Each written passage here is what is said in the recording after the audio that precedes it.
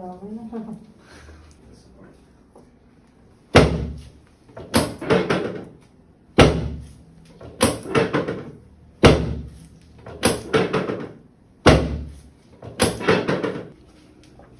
Lagyan natin ng konting space para yan.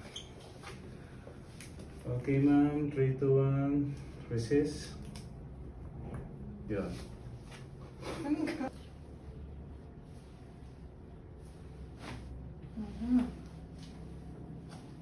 First side. Lang natin itong part. Yun. Itong part na ito.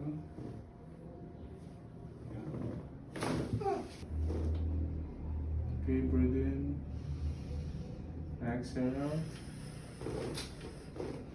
Relax na. Oh! Oh!